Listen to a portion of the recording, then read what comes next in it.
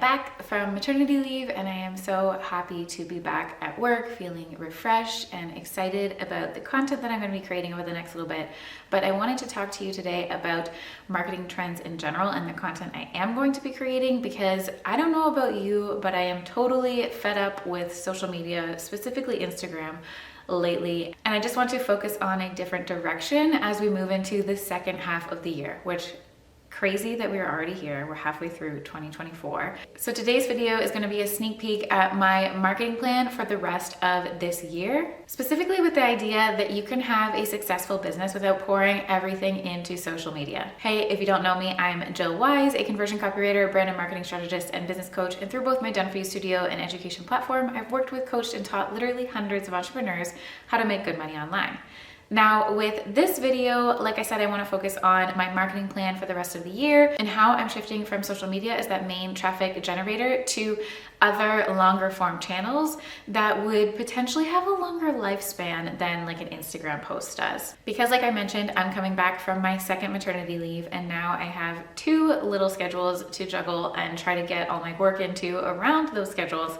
And I just don't have the time to show up daily, consistently on social media. And I'm not convinced that that's the only way to drive traffic to your business. So I have been taking some time to reflect on how I'm going to navigate this season of my life and have that reflect into my business. And that includes changing my marketing plans to be something that's a lot more sustainable for me and my current crazy schedule. So that's my main premise here, or my goal, I guess, is to prove that you can have a successful and sustainable business without focusing all of your efforts into social media. Because I know I am not the only one in the boat that is tired of feeding the social media monster every day. Like, it just keeps eating up all the content.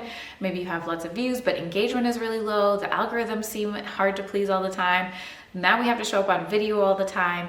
It's just a lot to consider. And something that I've noticed too is that people who are scrolling on social media are just extremely passive these days. So maybe it's not even like you have an algorithm challenge, but an audience challenge, because everyone's just sitting there doom scrolling and not actually engaging in the way that they used to. One thing I do know for sure, both for myself, my own experience, and from working with clients, is that your follower counts on social media do not dictate the revenue of your business.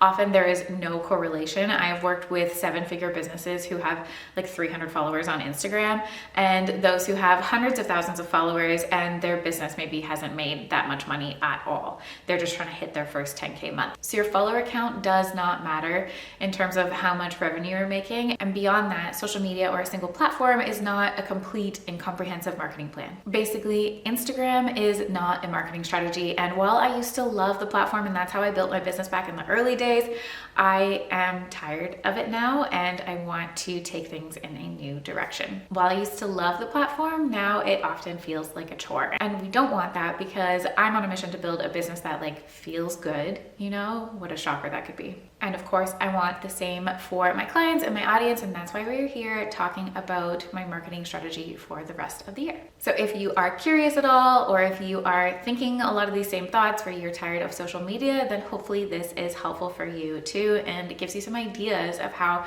you can change your marketing efforts going forward. So first, this does not mean that I'm going to quit social media entirely. It just means that I'm not going to make that my main focus. I know that there's a time and a place for it. I know that it is a good way to connect with people in a different way, but I'm not going to make it a thing anymore where everything on Instagram, for example, is pre-scheduled really far in advance and just follows this strict strategy. Instead, I'm going to make that my like low lift platform. So I maybe repurpose things from YouTube here, or my email list, or my blog, or if I am feeling inspired by something, or there's a fun sound that I feel like I can jump onto, I'm just gonna make it like easy, low pressure, show up when I feel like it and when it makes sense, rather than I have to follow this strict plan because this is where I'm getting leads from. Next, my goal is to focus on long form content that is really good and really detailed and has the goal of longevity and true connection and leadership, really, because I've realized that I have way too much to share than I can fit in a reel, and it's been really difficult to take these bigger picture ideas and break them down into little sound bites for socials. So instead of trying to fight that, I'm just going to lean into it and make it happen. So I've been posting a lot more on my blog, a lot longer pieces, things that are like 2,000 and 3,000 words long. I'm going to stop making my YouTube videos a specific length and maybe let them be a little bit less structured and make it for you, the audience. If you want to come and learn something, you're gonna get a lot from hanging out here because I have so much to share. And instead of making it all bite-sized and soundbitey and short and sweet, I'm just going to allow that space to get out all of the details so you can learn a lot from watching or reading or whatever channel it is that you come from. So to summarize this part, that means there's going to be a lot more YouTube videos and a lot more blog posts that are longer form and more of my genuine, authentic ideas rather than maybe focusing so much on SEO and that kind of thing. I want to incorporate like that journal blogging and vlogging style into it and really get back to the personality and connection that I think has been missing from digital marketing lately. Which, as a side note, that's another trend that I've noticed. I think that people in our online business freelancer world are getting really tired of just all of the tips and quick advice and just like, again, those sound bites, and instead we're missing that personal connection.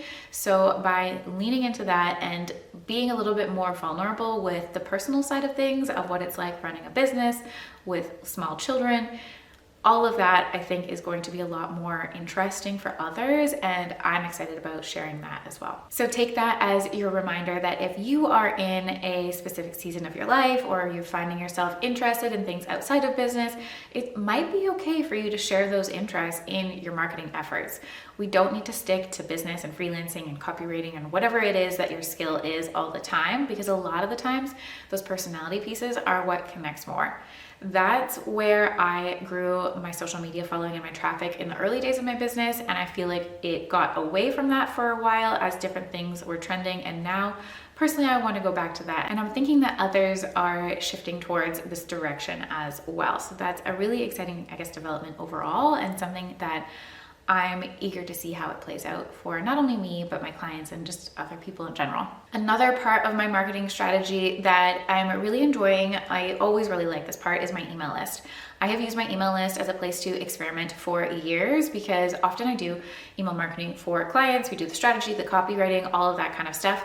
And I want to not only be able to bring to them things that are like textbook, we know this works, but also like, hey, I've been experiencing this with my own list. Do you want to try to experiment with this as well? So I really like to use my own email marketing and my own like digital product shop and all of that as like a playground to experiment with so that I can then bring the successful ideas over to my clients where it's relevant. So one thing that I experimented with last year and to the second half of last year was emailing my list a lot more frequently, because I know every email you send can be an opportunity to better connect with people. So at one point I was emailing almost daily, and while it was really good content, that just felt like very misaligned with me and what I wanted to do. And I think it went overall well. Like I was able to grow my list a lot. I was able to enroll students in my mastermind, made sales in the shop, like all of these things worked, but it just didn't feel right with me. And now that I have 2 children to schedule things around, I don't have the capacity to be emailing my list every single day.